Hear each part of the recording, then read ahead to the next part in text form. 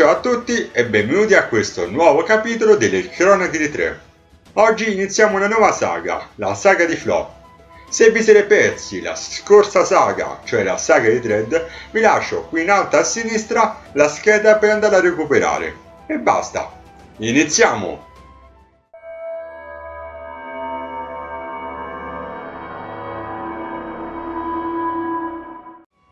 Dopo aver lasciato la loro città natia senza troppi problemi, i tre si ritrovarono a percorrere un infinito sentiero circondato da immensi alberi coronati da grosse foglie color magenta. Un sole cocente li accompagnava, come se volesse proteggerli da ciò che li aspettava da lì in avanti. Steven fu il primo a lamentarsi. Erano giorni che camminavano interrottamente in quella foresta. «Si può sapere dove diamine stiamo andando?» chiese esanime. L'amico gli rispose che, se non si sbagliava, in quel momento si trovavano nel bosco Cremisi, bosco che portava in direzione della città di Flo, una città meravigliosa. «Sì, ho letto da qualche parte che sembra una città delle favole», aggiunse Aria. «Si dice che sia ricoperta da fiori ovunque e che il suo profumo pervada l'aria per chilometri e chilometri. Gli abitanti che si allontanano in viaggio riescono a capire quanto sono distanti dalla loro città in base all'intensità della fragranza». Ma Alex impiantò un dubbio negli amici, poiché se quello che diceva l'amica era vero, già da parecchio tempo avrebbero dovuto avvertire quel famoso profumo, ma al contrario si sentiva solo un leggero tanfo. «Ecco, lo sapevo, come al solito Aria dà retta a tutte le idiozie che legge nei suoi libri e si dimentica della realtà», disse contrariato Steven. Mentre quest'ultimo diceva ciò, Aria si avvicinò a Steven, chiuse la mano e gli diede un pugno con tutta la forza che aveva in corpo. Questo gesto fece molto arrabbiare l'amico, che ci cominciò subito a litigare, mentre Alex si allontanò di qualche metro perché non interessata all'ennesimo bisticcio fra i due. «Oddio, ragazzi!» disse sconvolto Alex. «Venite subito qui!» Aria e Steven, sorpresi da quella chiamata, smisero il litigio e raggiunsero l'amico. Davanti ai loro occhi c'era l'oggetto dei loro desideri. Avevano raggiunto Flo, ma una città tetra, cupa e imputridita, si stagliava all'orizzonte distruggendo la meravigliosa immagine che i ragazzi si erano costruiti nella mente. Una nebbiolina verdognola pervadeva l'aria e il colore dominante era il grigio.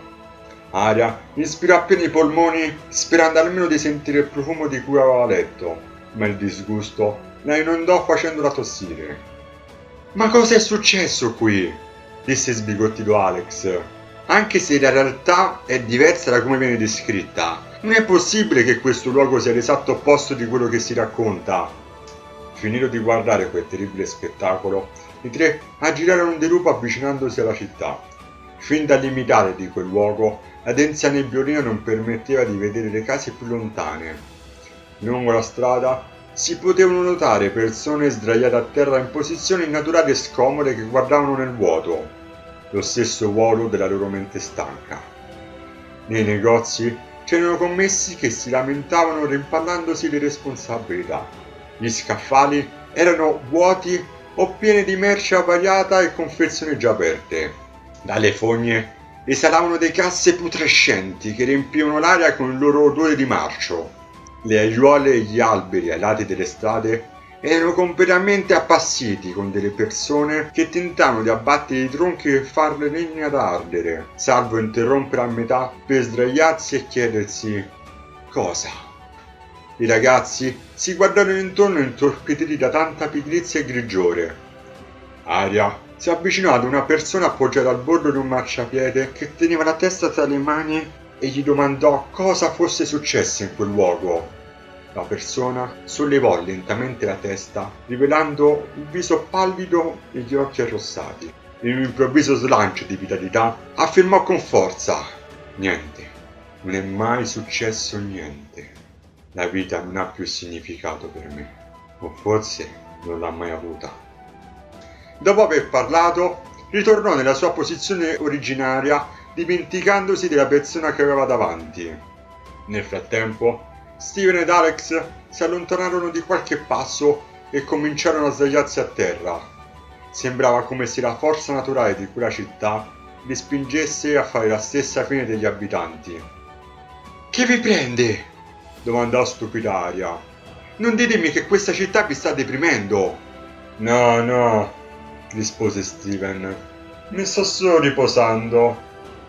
Cosa stiamo facendo qui? Aggiunse sconfortato Alex. Aria, perché ci hai portato in questo posto? Perché ti abbiamo seguito? La ragazza era molto preoccupata da quello che aveva appena udito e cercò di incoraggiare i compagni a continuare il cammino. Ma il suo appello fu totalmente inutile, poiché i compagni continuavano a svegliarsi sempre più, facendo trasalire nello stesso momento la sua rabbia. Lo sapete cosa vi dico?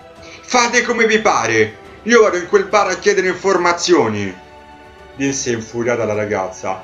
Sicuramente sarò più utile di voi! La porta del bar era spalancata.